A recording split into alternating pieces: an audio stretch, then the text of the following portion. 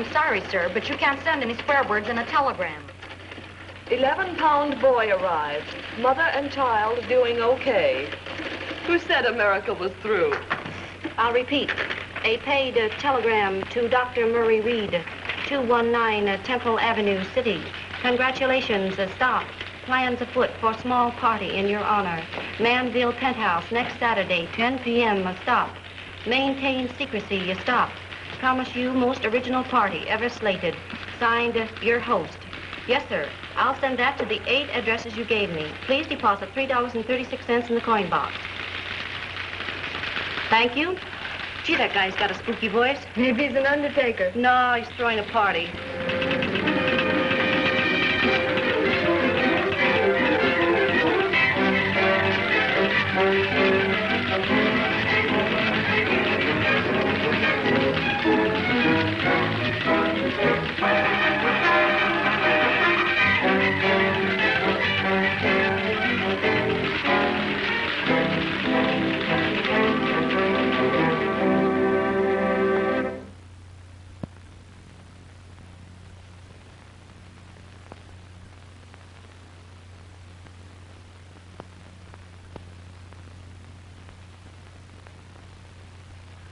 No answer.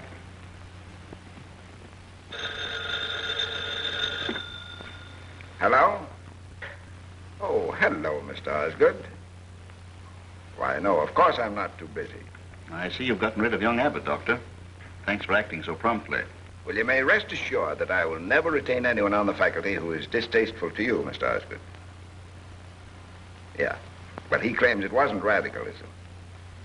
He says it was just constructive patriotism to train the next generation to take care of crooks like you, Mr. Osgood, who cheat the investing public. Yes. Oh, by the way, the papers tonight will carry the story of your latest gift to us. Oh, that wasn't necessary, Doctor. You know how I dislike publicity. Perhaps my example will encourage others. It's all right, Doctor. Keep up the good work. Get the afternoon papers. Clip all references to my gift to Rayburn University. Yes, sir. There's a Mr. Henry Abbott waiting to see you. Abbott? Probably wants me to have him reinstated in the university. Let him wait. Yes, sir. And get campaign headquarters. I want to talk to Burke. Yes, sir.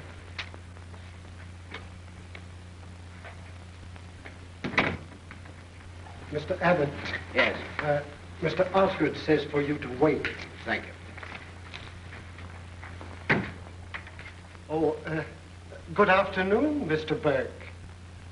Hello, Burke. What's up?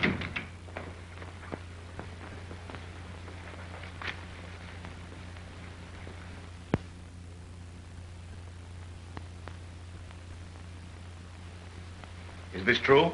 30 years ago, when I was a boy. Why didn't you tell me? You know what you've done? You've handed the mayor's chair to Tim Cronin's man on a platter. For 30 years, I've been straight. There hasn't been a whisper. How did they find out? That woman lawyer of Cronin's. Sylvia Inglesby. Yes, she traced me back every step of the way. My whole career ruined. Your career? What about mine? We've held you up as a stainless character, and you come sniveling in here the day before election and tell me that you're a jailbird. You've let Tim Cronin make me the laughingstock of the whole city. Get out! But I... Get out! Get me Tim Cronin's office. Yes, sir. Mr. Abbott is still waiting, sir. Tell him that Dr. Reed's decision is final. Yes, sir.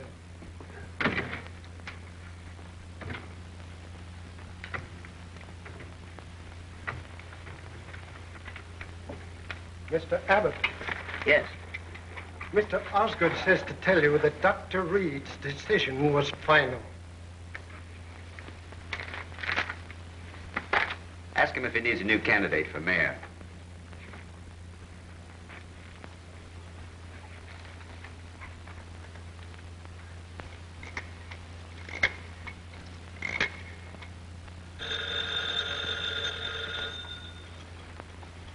Yes?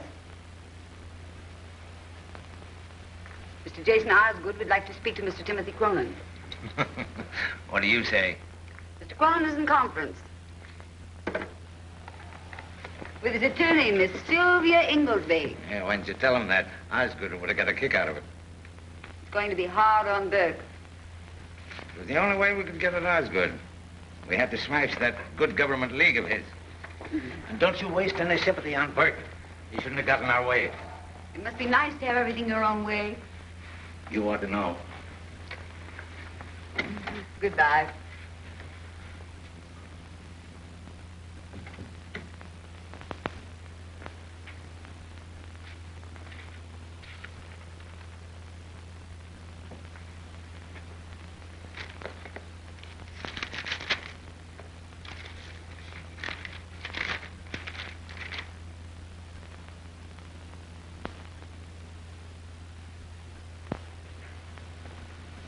Two lumps, June. You know, Margaret, your party last night settled a problem for me. Really? What was it? About the Cronin girl. She's been everywhere, you know. But I couldn't quite make up my mind about her. Of course, when you left her out, that decided me. Well, I've no doubt she's a very nice girl. But after all, she is the daughter of a corrupt politician. And one must draw the line somewhere. Very grand, madam. Oh, thank you.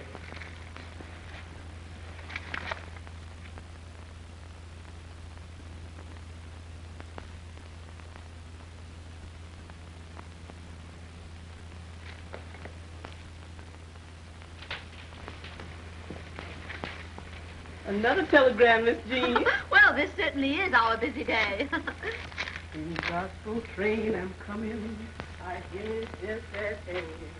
I hear the car wheels moving and rumbling through the land.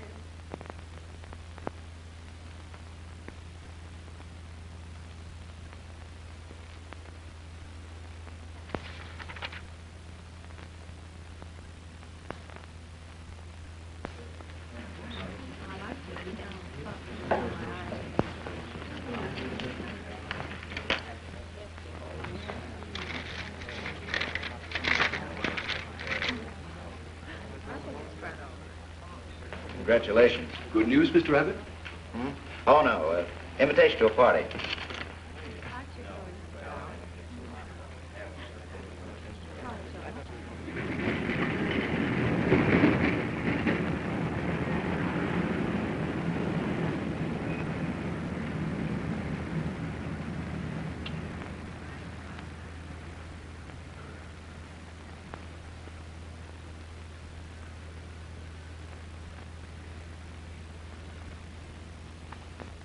You and I are old friends, Margaret.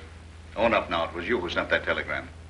Until I entered this room 5 minutes ago and found you here, I hadn't the slightest idea whom I was to meet or who was giving the party. But seeing you here, I had my suspicions. And I'm hardly in the mood for any celebration, especially after what happened at the polls yesterday. The whole town's laughing at me. I've never been so humiliated in my life. When I think of what Tim Cronin did to me, All right, Jason. It wasn't you. So we'll go back to Dr. Reed. But I know nothing whatever about it. At least, nothing more than is contained in this telegram. Well, I think it's all a silly joke. Well, it was clever enough to bring us here. It was clever at that. Seems to me, Margaret, that somebody's trying to challenge your position as giving the city's most humorous parties. Well, tonight I'm quite content to be a guest. And when our host appears, I'm going to ask him to show me his house. The little I've seen is marvelous. But I don't like it. I don't like it a bit.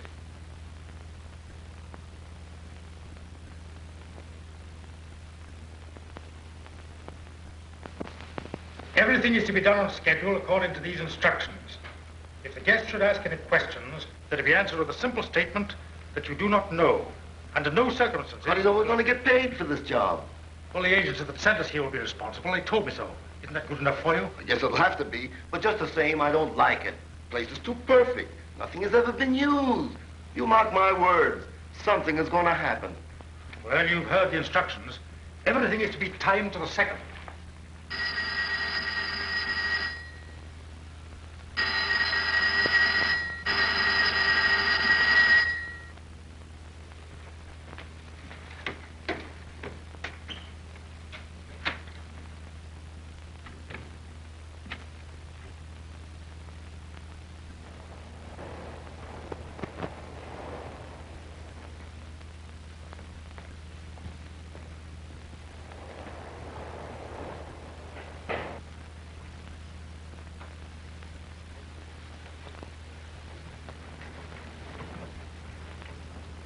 Don't think I'm through. Just now, Tim Cronin's in control. But Cronin's a crook, and crooks are always greedy. He'll make mistakes, and then I'll have him. Cronin's a dangerous man, Mr. Osgood. I've heard some terrible stories about him. Anything you've read about Cronin, you can multiply by 2. The man's utterly unscrupulous.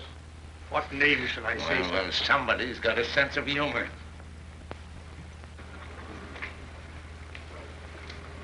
How are you, Osgood? I'm well, thank you. Hello, Doctor. I met you once somewhere. Speakeasy, wasn't it? I've never been in such a place in my life. All right, Doc. My mistake. Maybe it was in church. You all know Sylvia?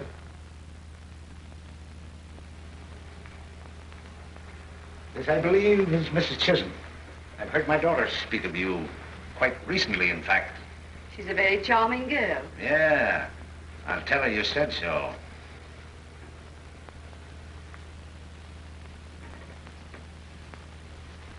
How are you? Fine. And you? Splendid, thank you. Glad to hear it. Interesting place, this. No hard feelings, I hope, Osgood. My man won and yours lost. I guess that's all there is to it. I don't think there's anything to be gained by discussing the matter. Okay. I sure love a good loser. Swell place, eh? Hadn't any idea it would look like this. Why not own up, Sylvia? You're the one who sent those telegrams. You're wrong, my dear. I got one myself. Shall I read it to you? That's hardly necessary. We all got them.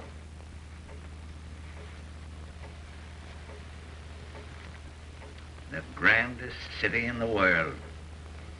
Say, Osgood, you any idea how I feel about that tonight? Maybe you can guess. I think we'd better go. Oh, Doctor. Doctor. Yes? We're leaving. We're not very popular here. What do you want to go for? Why, you only just come. Somebody planned a swell party and now you want to run out on it. Everybody makes whoopee on Saturday night. We've got that much in common anyhow. Good night.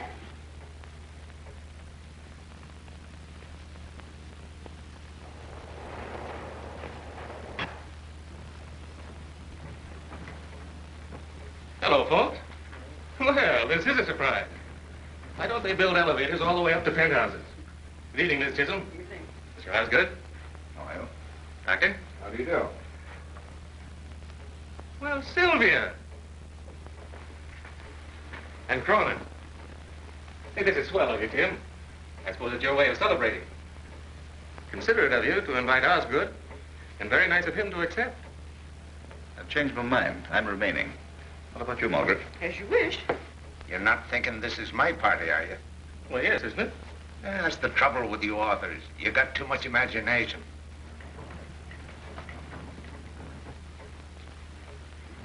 Name, please. Hello, everybody.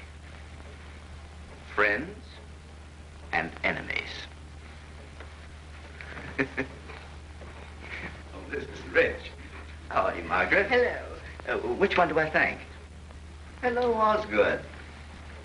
Why, Doctor, is this a pleasure or is it a pleasure? Hello, Sylvia. Is this your idea of a joke, Mr. Abbott? What, meeting you? You should take yourself more seriously, Doctor. Hello, Jim. I'm asking if you invited me here as a perverted joke on myself. If so, I will... I? Why, Doctor, have you forgotten? I'm one of the unemployed. Oh, allow me, Mr. Cronin, Mr. Abbott. Isn't this your party? I wish I could plead guilty, but I don't run to this sort of thing. My guess is as good as anyone's. I picked Jean Trent. Oh, that's impossible. She wouldn't have asked me. Oh, don't be silly, Jim. Jean's too good a sport to hold grudges. Well, who else could it be? The whole thing's got Hollywood stamped all over it. Why, those people can't even pay their gas bills without a lot of drama.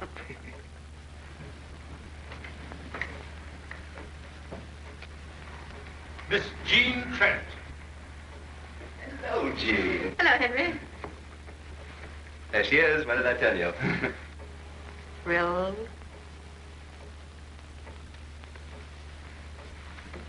Now then, everyone. Make your prettiest bows and say thank you. Jean, is this your party? My dear, your roof garden is charming. Wait a minute. I don't understand. Come along now, Jane. You've had your fun. Now own up. Well, don't be silly, Henry. This is your party, isn't it, Margaret? No. Jean, I'm clairvoyant. I can read your thoughts like an open book. Now look me in the eye. You received a telegram asking you to come to this party and signed your host, didn't you? Yes, I did. I knew it. So did I. So did all of us. But the peculiar thing about this shindig is there isn't any host.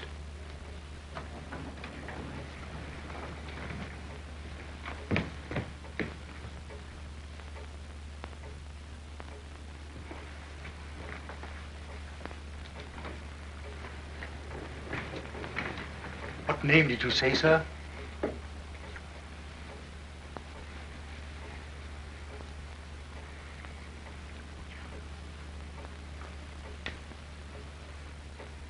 Mr. William Jones.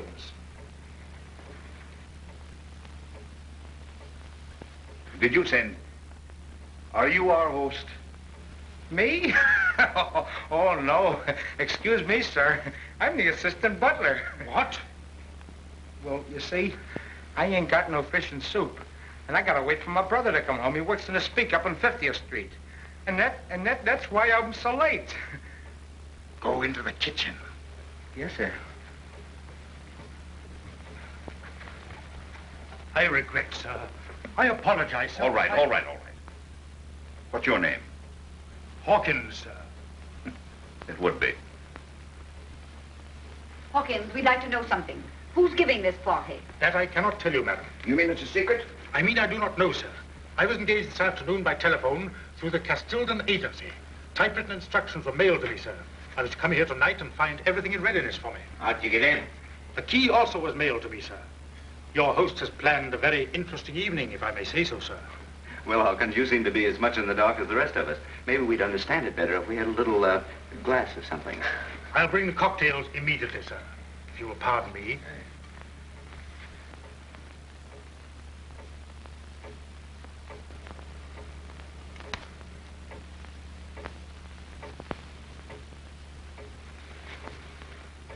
Don't turn that thing on, Hawkins. It makes such a beastly noise. If you don't mind, sir.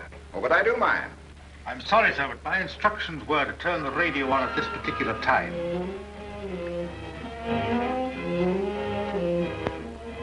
Patience is such a sweet virtue. Don't you think, Doctor? Jean, shall I go or stay? It doesn't make the slightest bit of difference to me. I don't want to spoil your evening. You can't hurt me anymore, Jim.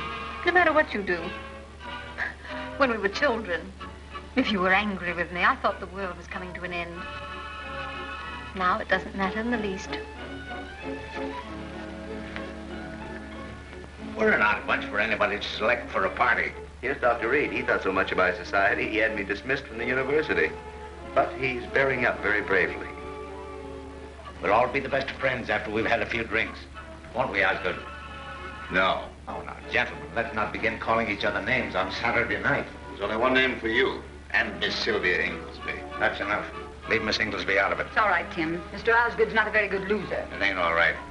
That mealy-mouthed hypocrite can't insult you and get away with it. Any more than that Chisholm woman's going to get away with what she did to my daughter. That's enough, Cronin. You've said enough. Please, Tim, please. Why pretend to be comfortable in the society of people we can't tolerate? Meaning me, of course.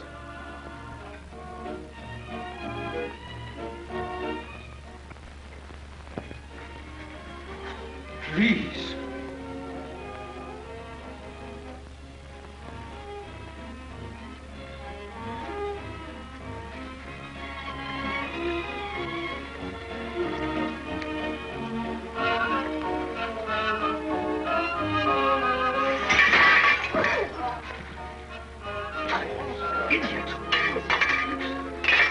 This is becoming ridiculous. The kitchen. Go into the kitchen.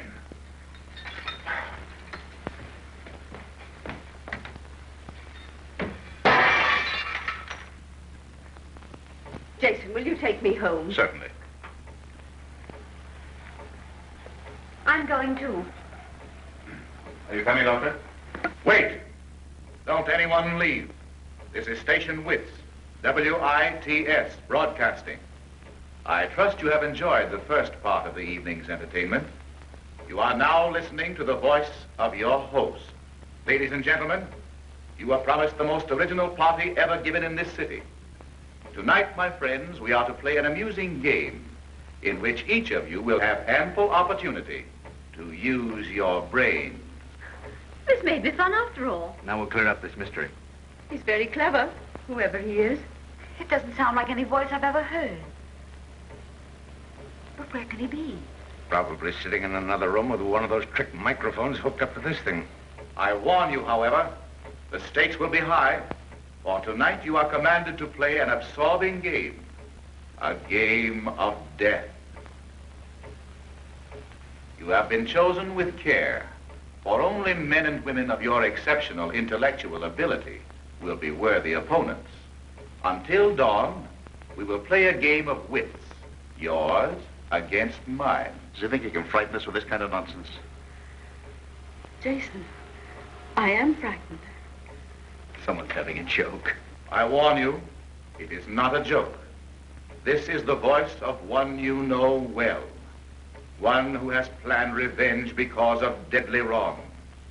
Give attention to the rules and try to win. He hears us. You will notice the telephone connections have been cut.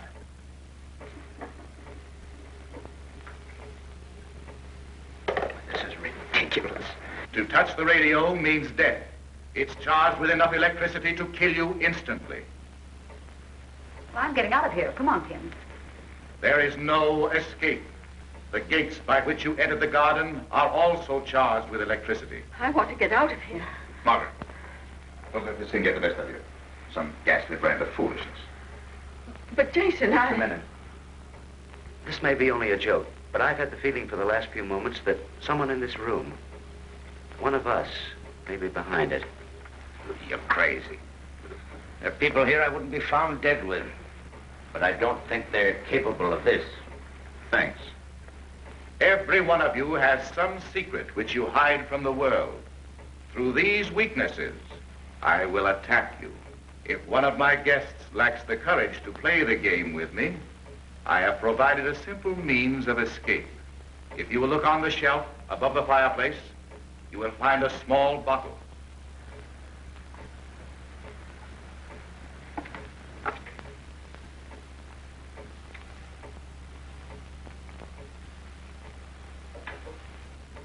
Prussic acid. Escape? You mean suicide? Well, if one of you is doing this, won't you stop it, please? My friends, before the clock strikes 11, one of you will be dead. The one who least deserves to live. This is absurd. For those of you who think it is a jest, permit me to direct you to the door at the right of the entrance. The key is in the hand on the table. Now we'll meet our host.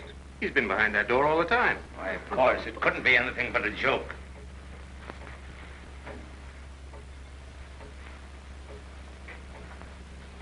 Come on, give him a reception.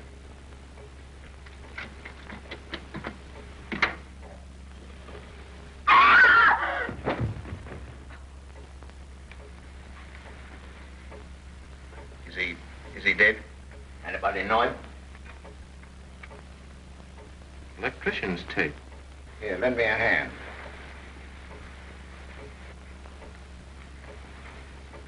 Gene! Gene, come back here. Come back here. Gene, come back. Don't be killed. What?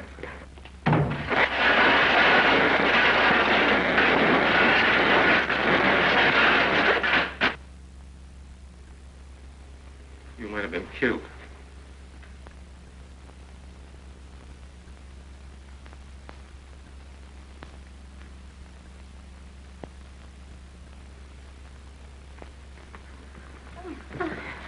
There, dear.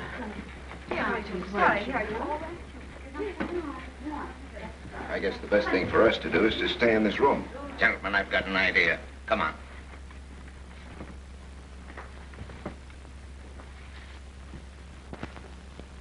That butler must know something.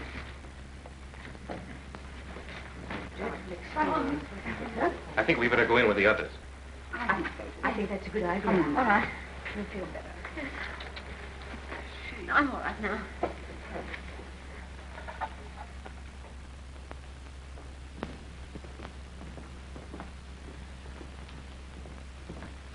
Yeah? Then what?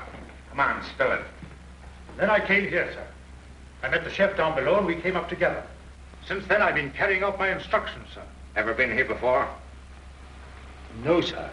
You're lying. No, you don't. Find some rope and we'll tie these fellas up.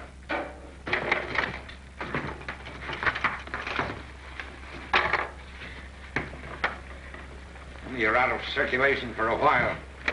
Did your instructions tell you what to do now? We've got to find the man who hired them. If we're going to get out of here alive, we've got to find out who's back of this.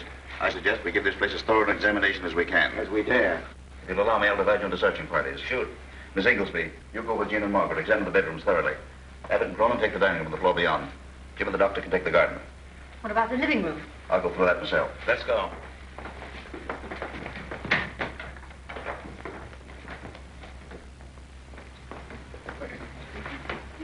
Yes. Would you like me to go with you, Jean? Oh, no, it's all right, Henry. I'm all right now. Abbott, you better come with me.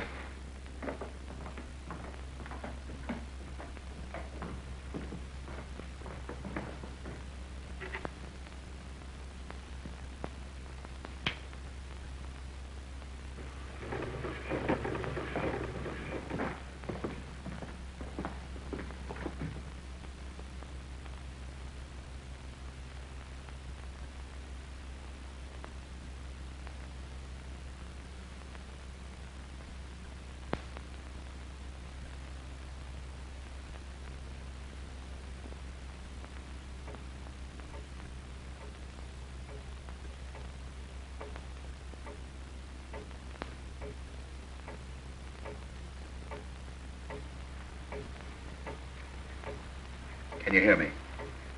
It's Jason Osgood. There's nobody else in here. You said you were going to kill me.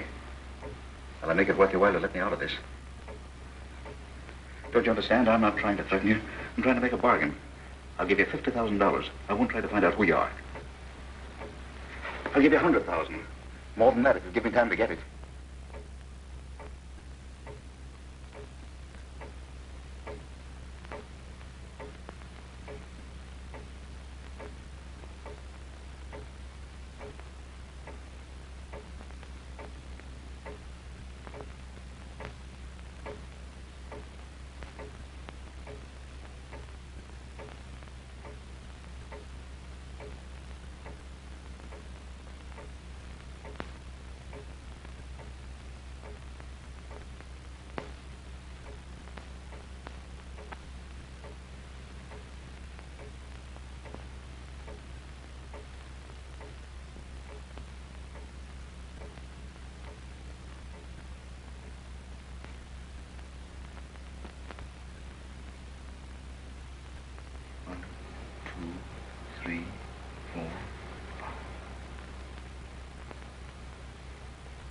One for each of us.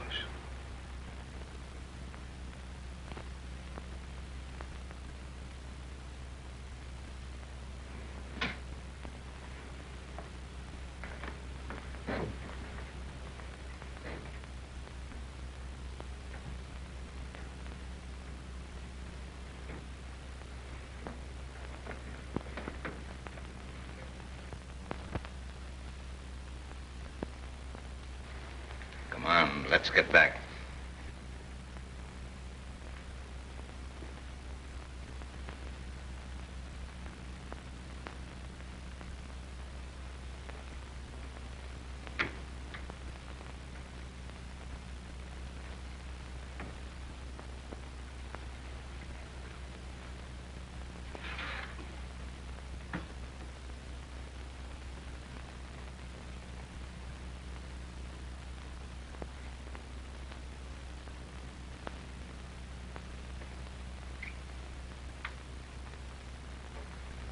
Did you find anything? No, did you? No.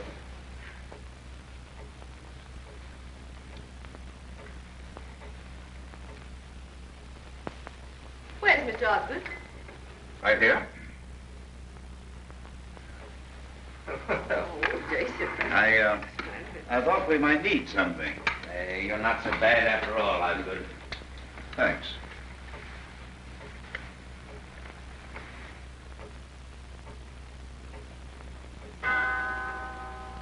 Look, it's 11. We're still all here. And nothing's happened. Then he's failed. Your good health, everyone. Stop. Don't drink. You are about to meet my guest of honor, the 9th guest. The 9th guest? His name is Death.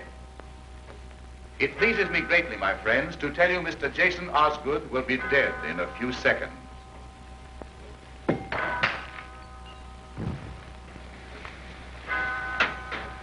Let me get his pulse.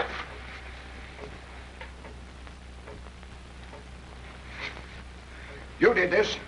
You're crazy. You wanted him out of the way so you and your crowd could do as you pleased. Now he's gone. You killed him. Why, you fool. Don't do that. You hated him. We all know that. Sure, I hated him. But not enough to kill him. You don't have to stand this kind of talk to him. Please, please, we've got to keep our heads. My friends, none of you is guilty of the death of this man. He was the agent of his own death. The drinks he offered you were poisoned. When he opened the bottle of prussic acid, he cut himself on the poisoned cap. Stop it!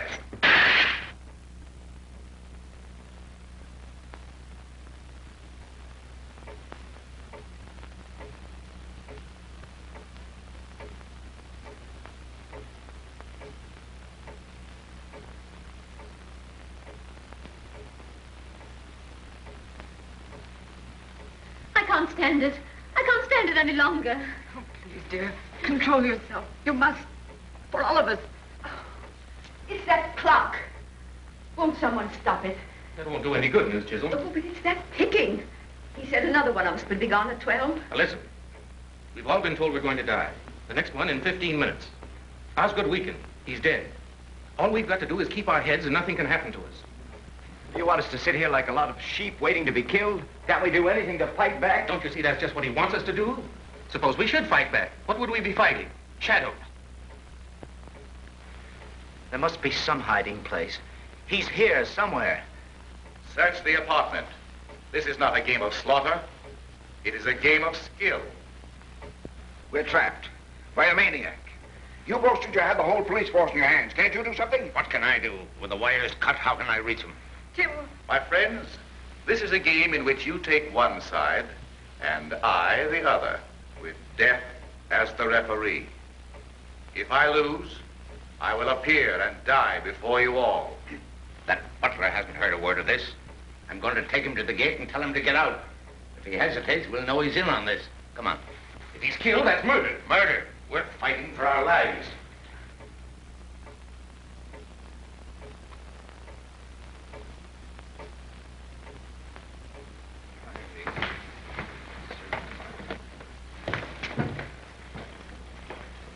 He heard you. He's taking care of the servants. Then they are part of it. I was right. There is a hiding place. Somebody untied them. They couldn't just float away. Somebody untied him, all right. That somebody is one of us. I want a showdown. Do you dare to imply that I would... Dare? Me? Caught like a rat? You bet I dare. If you're not doing this, one of the others is. Why, you can't talk to decent people that way. Tim, Dr. Reed. Stop it, you hear? You're acting like a couple of caged animals. That's what we are, caged. Can't you realize we've got to stick together? If we don't, we'll all be dead before morning. Get back in that living room. Sit still and don't answer a single challenge the voice offers. I tell you, nothing can happen. Sit still, nothing. I'm going to find those servants. I'm going with you. Well, go ahead. It's your funeral. Well, we better keep an eye out.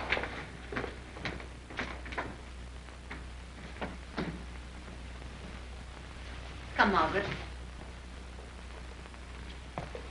Wait. I don't want you to go. What right have you to tell me what to do? Oh, Jean, please. And please stop pretending. Pretending? Yes. Your sudden anxiety for me is a little absurd. You won't listen? No.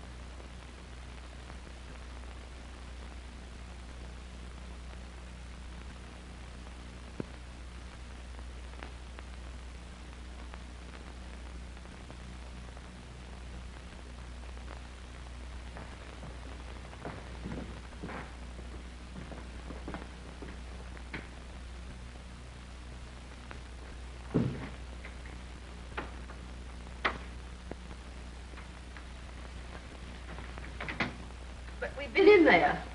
I know, but I want to look again.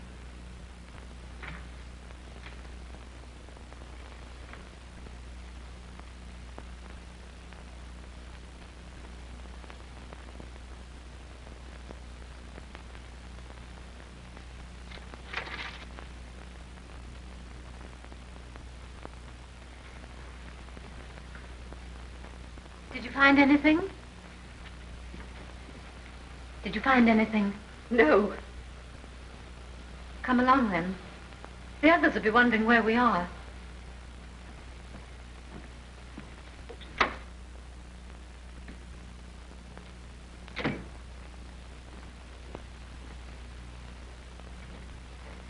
Cigarette? It's good for the nerves.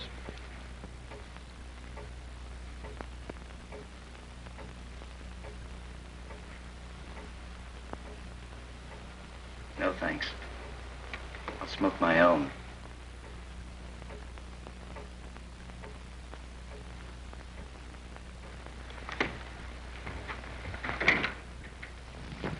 What's going on here? Well, I tried to attract attention by burning some newspapers on the parapet, but I don't suppose anybody could see the blaze. 50 stories up, you might as well wave a lighted match. Well, the setbacks begin 10 stories down. I couldn't throw a message beyond them. I tried. You might have set the place on fire. It's like a cheap movie. Now, perhaps you'll listen to me. We've got to fight this thing with common sense. If we all stay inside and keep quiet, we'll be safe. Now, come on. If I thought that you... Oh, please, gentlemen, let's go inside. Find anything, Miss Chisholm? No. Well, are you going to tell them, or must I? I don't know what you mean. Oh, yes, you do. We were searching the front bedroom. You didn't know I saw you, but I did. Jean, please. Well, there's a table by the bed. There was nothing on it when we went there first. But when we went back, there was an envelope there. I saw Margaret pick it up and read it. And then she hid it in her dress. Margaret. Margaret, what was it? Let's see that letter. It isn't true. Jean, you're sure? Well, yes, of course. Sylvia, you and Jean take her to another room and search her. You wouldn't dare. Will you let us have that letter?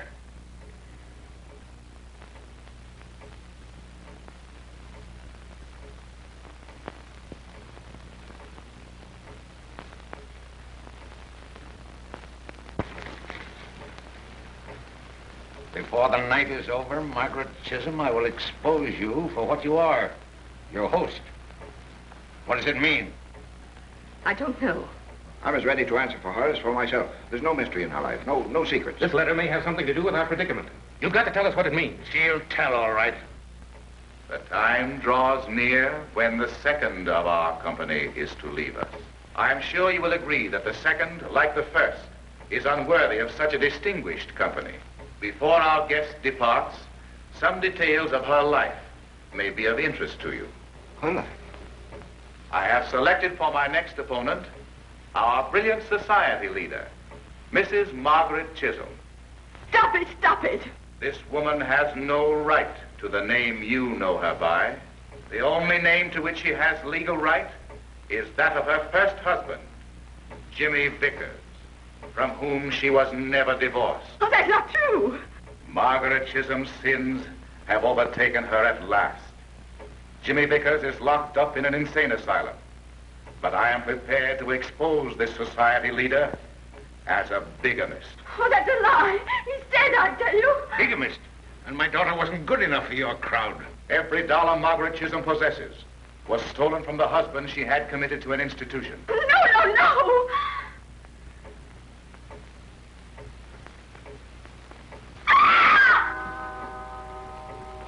Margaret!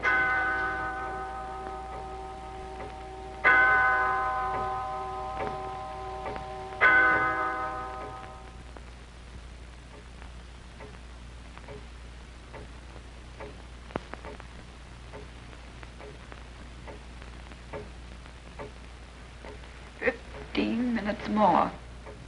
Stop it, please. 15 minutes more. Can't somebody stop her? I can't. None of you will listen to me. You told us to sit still. Nothing would happen. Now Margaret's dead.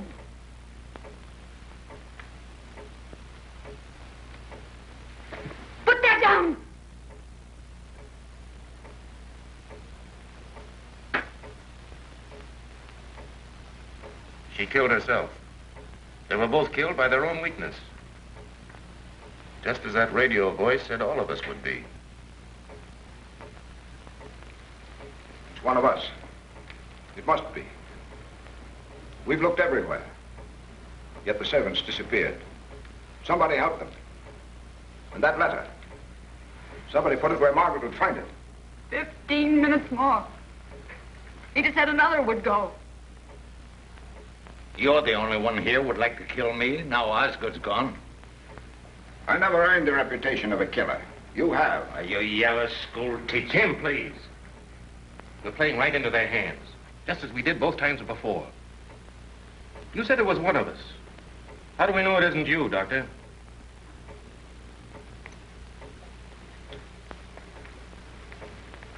Or you? You're in league with half the crooks and racketeers in the city.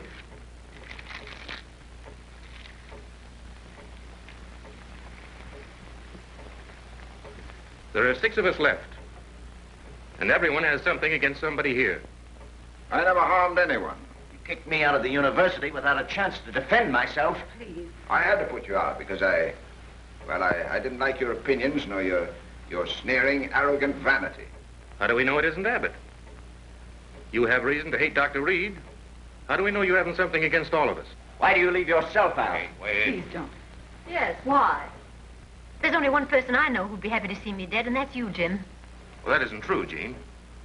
I think you're a little snob, eaten up with self-importance, but I wouldn't kill you. Oh, yes, you would. I'll tell you all something you don't know about us. Jim and I were brought up together. Our fathers were friends. We were in love.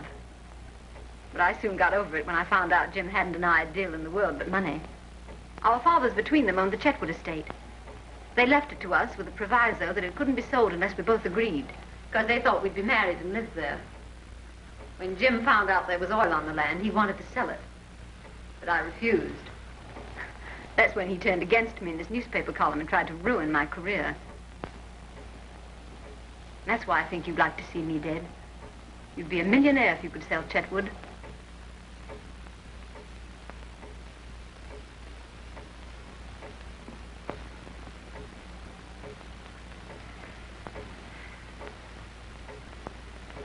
Have you finished? Yes. Jean, I'll tell you the truth. I've loved you ever since you were a little girl. There's never been anyone else. I know you're vain and shallow. But as long as I live, I'll go on loving you. Because I can't help myself.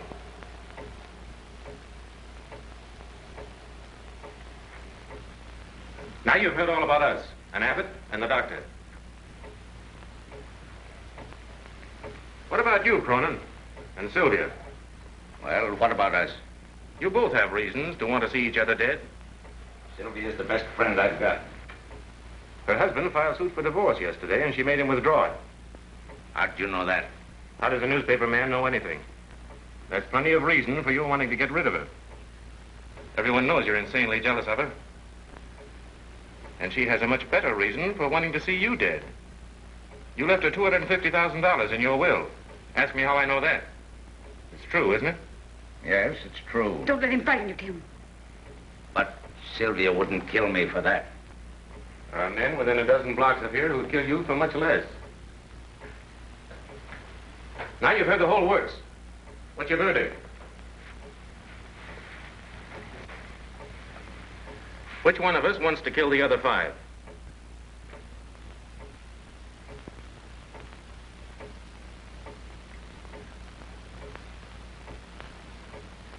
Don't all speak at once.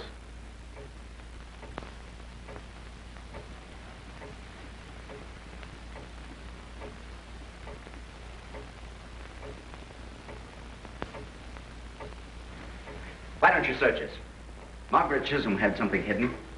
We'd never have known it if Gene hadn't told. Maybe some of the others have something in his clothes that'll give the show away. Nobody's going to put a hand on me. Why should you object if you've nothing to hide?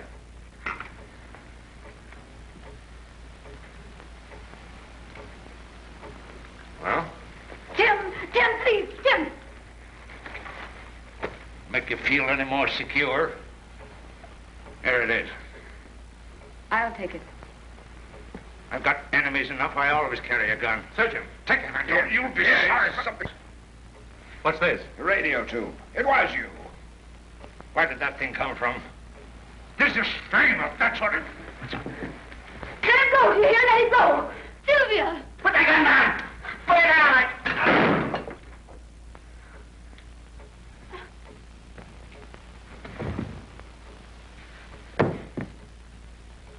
Tim! Tim!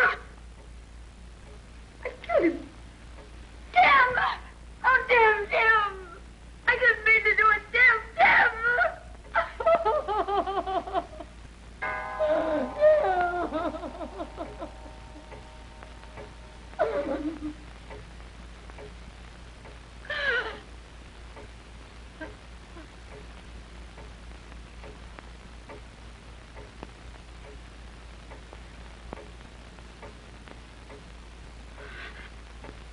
Sylvia!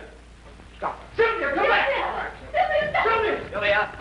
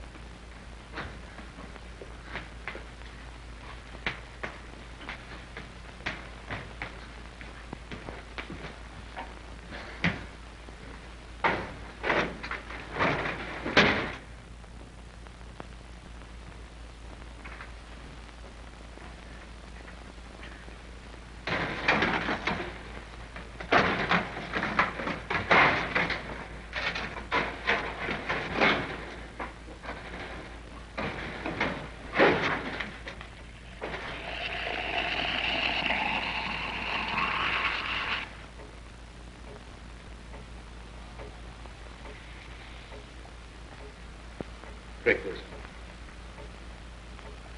Jean.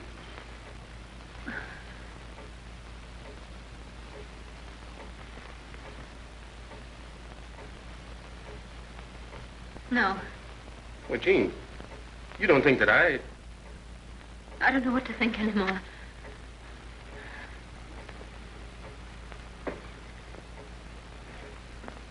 So we're all right, Jean.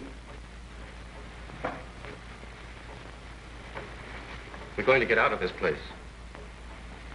I know I'm going to die. You're not. The others all did something. They brought it on themselves. We won't.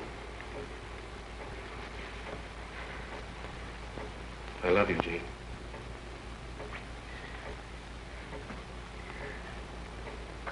You told them all about me. Oh, you shouldn't have done that. You made me feel so cheap and mean. You're not. Oh, yes, I am.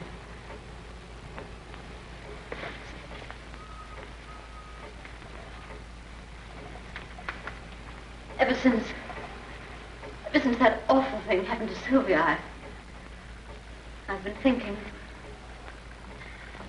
I've been seeing myself as others see me for the first time. As you've seen me. You're adorable. You tried to help a selfish, arrogant girl. And she just thought you were greedy. What difference does that make? You're a success now. Oh, no, I'm not.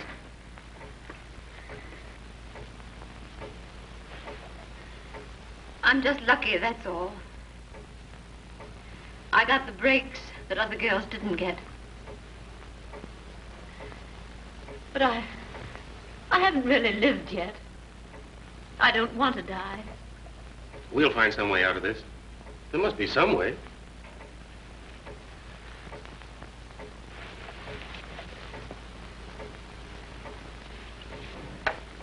Here, drink this. Yes, Jim.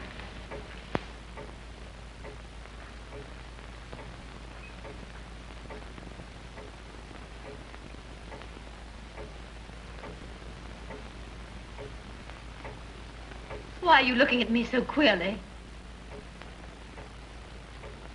What have you done to me? Nothing.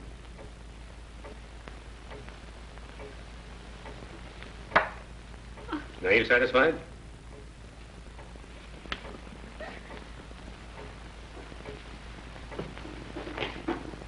One minute you admit that you're spoiled, and the next you accuse me of trying to poison you. Oh, I'm sorry, darling.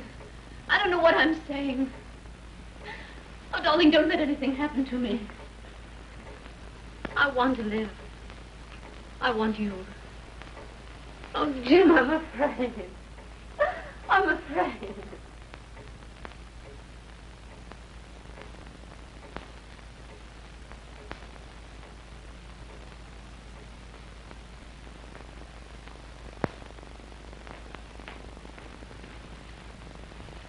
Come, pull yourself together, Abbott. I'm all right. Stop trying to take care of me. Let's go inside. I don't feel safe out here.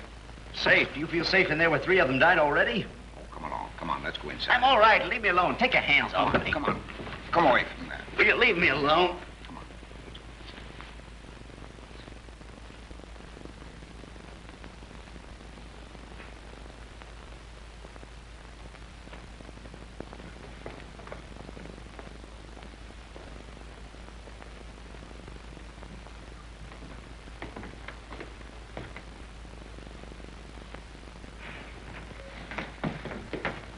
What are you doing down there?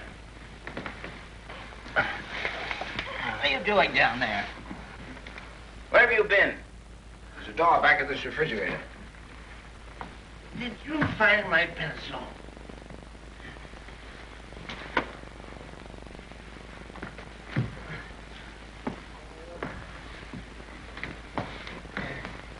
I've got it here. Lend me a hand.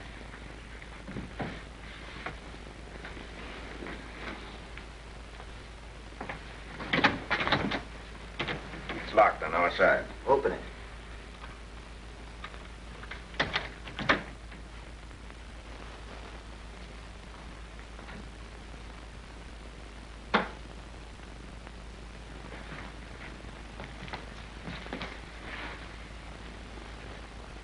They're drugged. For goodness sake. Oh, my pencil.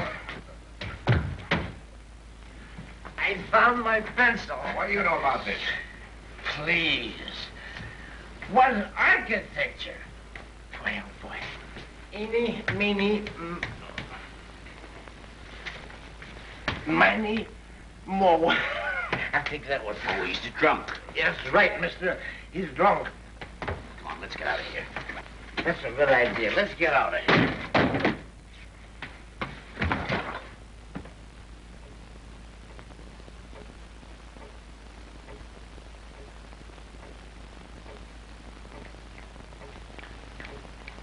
Oh, sit down, can't you? There's nothing to be gained by being a coward. You can't talk to me like that. If you're brave, it's because you've got nothing to be afraid of. I think you planned this whole thing yourself. Stop it. Can't you see what you're doing? You're fighting just as the others did before they were killed. Jean's right. It's what I've told you all along. For heaven's sake, keep still.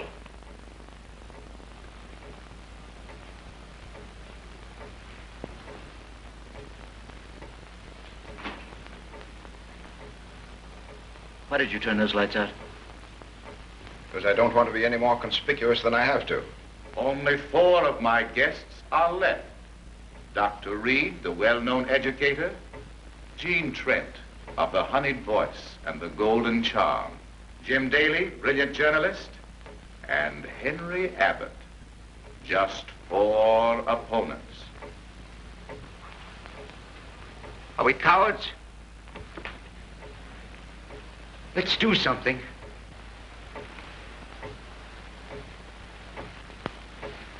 Let's die fighting. My friends, permit me to remind you that there is but one danger in this room. The danger that you may not outwit me. You haven't the courage to fight this through. He hears us. Oh, where is he hidden?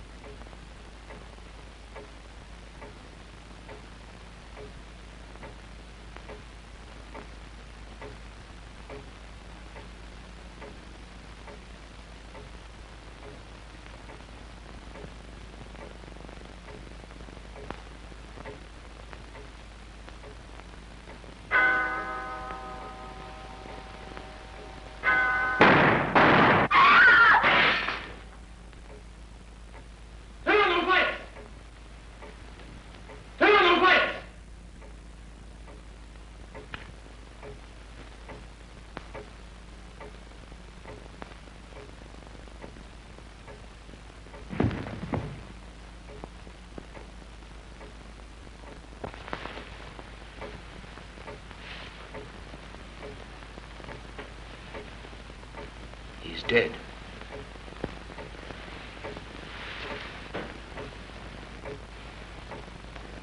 Someone's out on the roof. He fired through this window.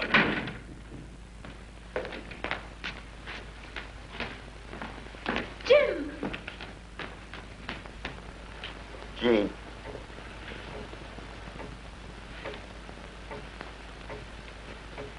Henry. What's happened? Looks like someone's a bad shot. Oh, Henry. Are you hurt badly? No, I don't think so. Jean,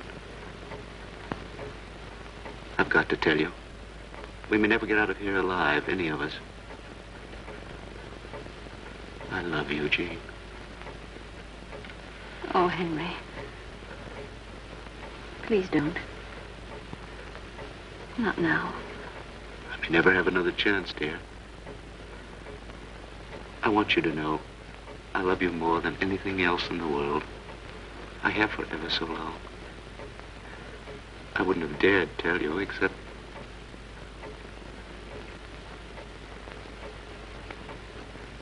It doesn't make any difference whether I love you or not, does it? Oh, Henry, yes, of course.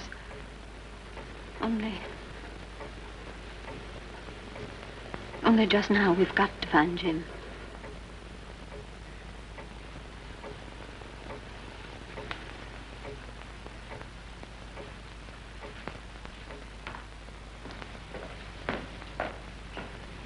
Jim! Jim! Jim, where are you? Jim! Jim, where are you?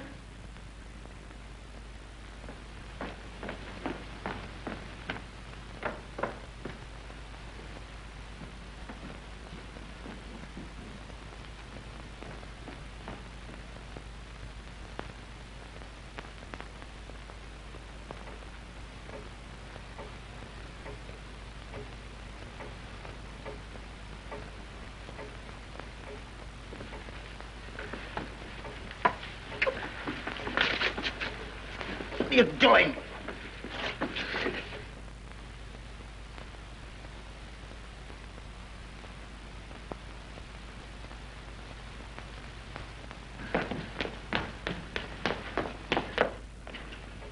Jim!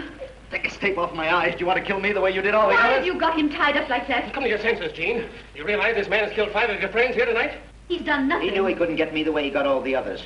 He wanted us to think that Dr. Reed was killed by someone outside in the garden, but he wasn't. He killed Dr. Reed with a gun from this room. Then he fired the second shot at me, but he almost missed me in the dark. That hole in the glass wasn't made by a bullet. It was made when he threw the gun through the window. If you look lower down, you'll find the hole where the second bullet went through.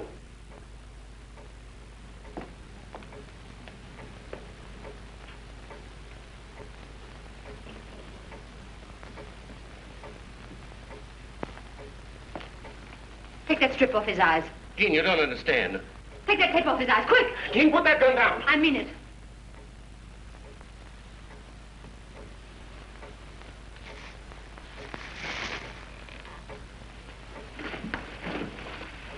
Now listen to me. I'm going to prove that Abbott and nobody else did this. He planned the whole ghastly party. For a long time, I couldn't see that any of our crowd could be guilty. And then suddenly it dawned on me. Abbott was the only one in the room that the voice answered directly. It never answered anybody else. Don't you believe him, Gene? Now I know who was in that closet. You introduced me to him months ago. He was a young electrical engineer. You brought him here to wire this place, and then you killed him. He's lying, Gene. Killed him in cold blood, just like you did the others. You killed him to keep your secret. Didn't you? Wait. Don't anyone leave. What is it? This is Station Wits, WITS Broadcasting. I trust you have enjoyed the first part of the evening's entertainment.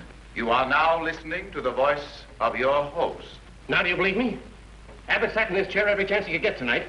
He was in it every time the radio voice started to speak. Listen to another.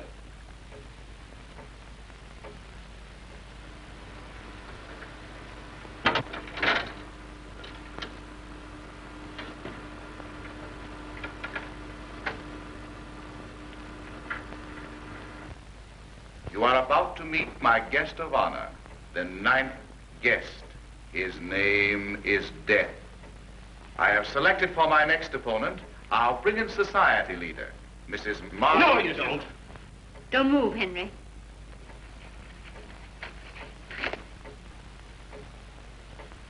A microphone. Now we know why the radio voice could follow our every move.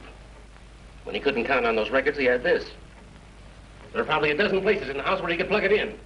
He killed Dr. Reed and then wounded himself in some way to fool us before he threw the gun through the window. All right. I promised I'd play fairly if you outwitted me. Well, I've lost.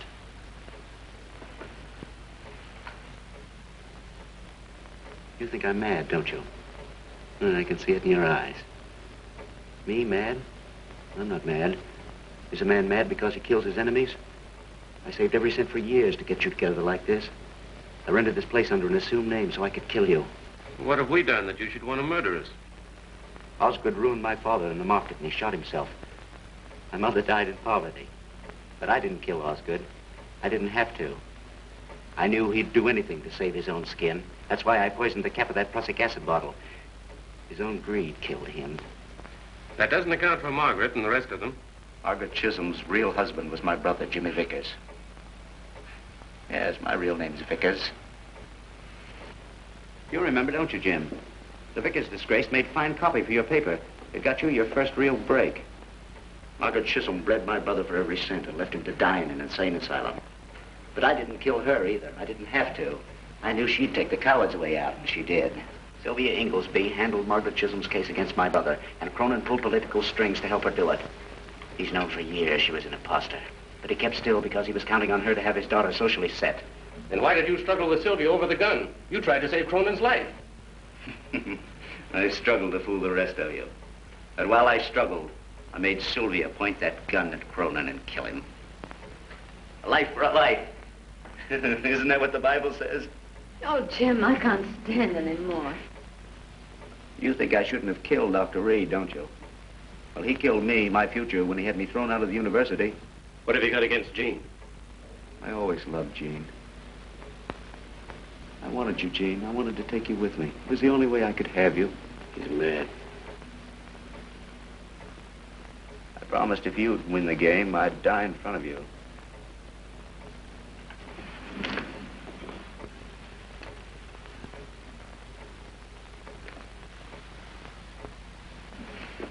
It's your last trick, Abbott. Now get us out of here or I'll kill you.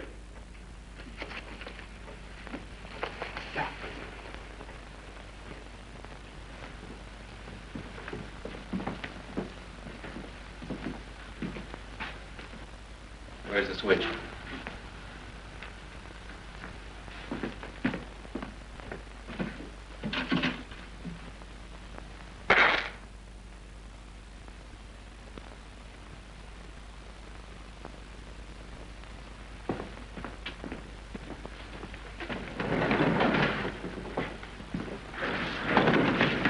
What are you doing? You needn't worry about me. Trials are such messy things.